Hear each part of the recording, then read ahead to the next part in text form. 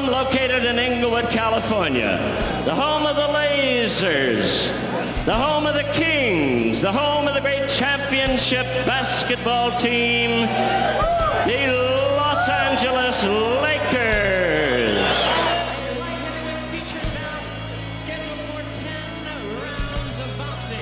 Al Bernstein for the Boxing Channel here with Jimmy Lennon Jr., who has been selected for induction into the International Boxing Hall of Fame, a well-deserved honor. And Jimmy, we wanted a chance to sit and chat with you a little bit about that. Obviously, it's very gratifying, I'm sure, for you to get elected. Yeah, it sure is. You know, it's nothing that I aimed for. It just, I'm having such a great time announcing fights, being part of this business, and it's what a compliment to be a person who's, you know, not one of the fighters, not really part of the sport going on, but along the side being recognized for contributing. And I couldn't be more proud or more honored to be inducted, and for that ceremony upcoming in June. It's going to be very exciting. I'm going to be there to help them usher in you to the Boxing Hall of Fame. And, you know, the interesting thing to me about all this is that you are someone who is part of kind of one of the first families of boxing, if you will, because your dad, Jimmy Lennon Sr., was a renowned ring announcer, perhaps the best of all time.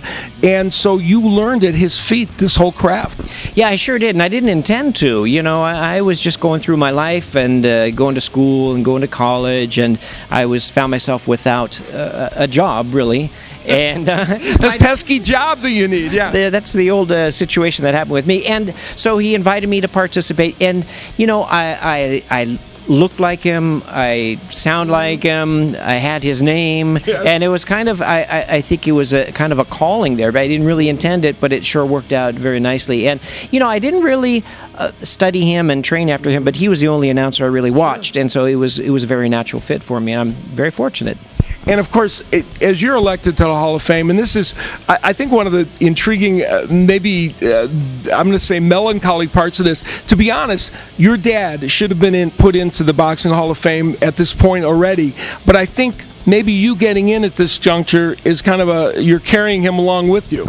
Yeah, well, in a way, yeah. I mean, I wouldn't have been here without him. And, you know, there are a lot of people that deserve to be in the Hall of Fame, but first and foremost to me is my father. And, yeah, there's a little odd feeling because he really deserves it much more than I. He was just a classic showman, and he really, you know, before him, especially in the West Coast, in the start of television, they're televising all these fights in L.A., and he was weekly on television and just doing a great job and really, you know, spearheading a lot of what we see today in announcers. So he was, you know, a great man and a great announcer, as you said, and so he deserves to be there, and maybe there's something I can do to help nudge it to go in that direction in the future. Yeah, that is something that should happen. Now, you, as so many people in boxing, especially when they're doing things like what you're doing, you are an educator. You have had another job for a long time until fairly recently, and out in California, you worked as an educator. How did you ever get a reaction from the kids and from people at your school after they'd see you on television announcing a fight, and there you were, you know, in the school? Yeah, I sure did. Yeah, I was in the education business for 25 years as a teacher and then a headmaster, and that was really my passion. I loved it. Mm-hmm. And so, yeah, I would work during the day and on the weekends travel off to Las Vegas and do the big fights and come back. And, you know, it really brought me down to size because I find myself on Saturday night, and I remember this exactly. I'm announcing a Tyson fight on Saturday night. I come back on Monday, and I'm wiping down tables in the cafeteria at lunchtime. So, yeah, and some of the kids, you know, enjoyed talking to me about it afterwards, and so that was kind of a fun combination. Now, people don't always realize when they see someone doing this, and especially when they see somebody doing it right, though, as you do it, ring announcing, there are many different nuances to it. It's not this easy job that you just get up and do. First of all, you're fed a lot of information from people, and sometimes you get that information even at the last minute. Yeah, you certainly do, and you got to be on. It's got to be smooth, and a lot of this information are difficult names to announce, yes, or switches, and you know, it could be quite a challenge. And of course, I want to do it right. But it was Don King who, for me, was the most common. At the last minute, I'd be in the middle of announcing. I'd see him he'd come from over my shoulder, and he'd say something in my ear to have me include or to introduce. And it was a real challenge. So he was famous for doing that with me. And sometimes you actually had to kind of do more than just announce things, because you'd see mistakes in scorecards, or you'd see situations where you kind of had to be the teacher, just like you were in school. Yeah, I think my experience really helped out in a number of situations. Sometimes, my job also is not only to build the crowd up, whether it's for an announcement, introduction, or a decision, but to also calm them down. There's some very volatile crowds where the decision is very controversial, and so you have to maybe say something like, we've seen a great fight, no matter who the winner is, they deserve a round of applause. So you deal with it in that way.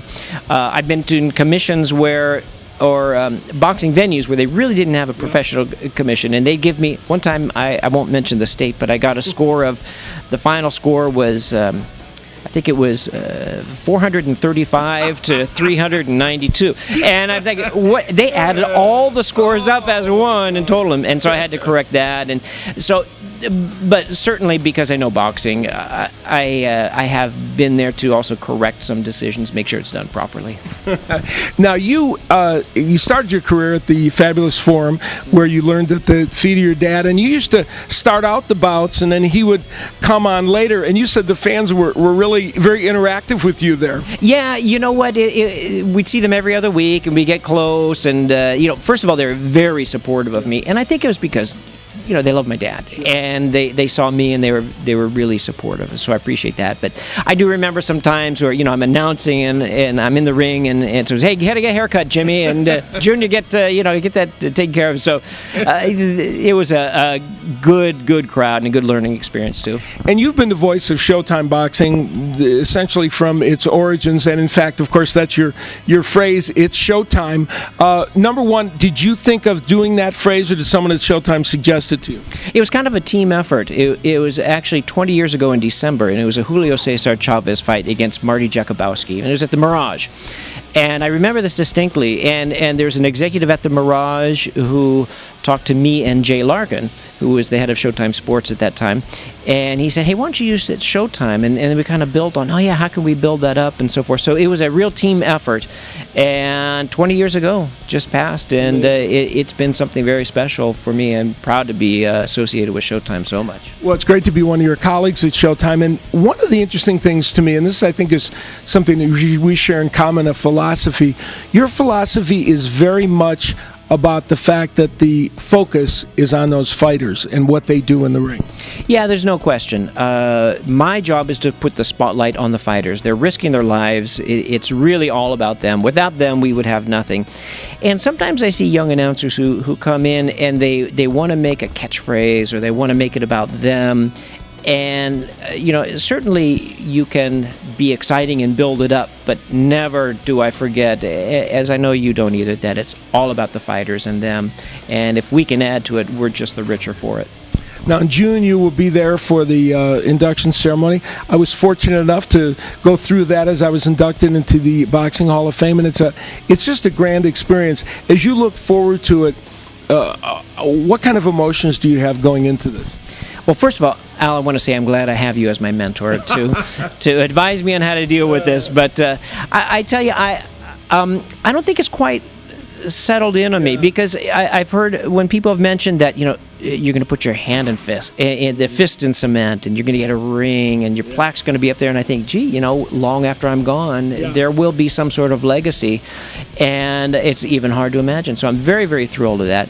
Of course, my thoughts are gratitude for my father. I've been a very fortunate man. I've been at the right place at the right time a number of times, and so I'm just very excited about this, and I'll continue to call you and ask you for advice and and some tips as the ceremony approaches. I'm happy to provide them, and let me say that there is no one in the world that deserves it more than you. And I think many people believe that this kind of honor for you is recognition of the fact that you have earned your nickname as the classy Jimmy Lennon Jr. You're very kind. I thank you very much, and I'm excited to see what's in store this June, and then all the years after with the great fights coming up. Absolutely, because Jimmy will be around for a long time telling us that it's showtime. Jimmy Lennon Jr., who will be inducted into the International Boxing Hall of Fame in June, and we're looking forward to it, and we honor him for that.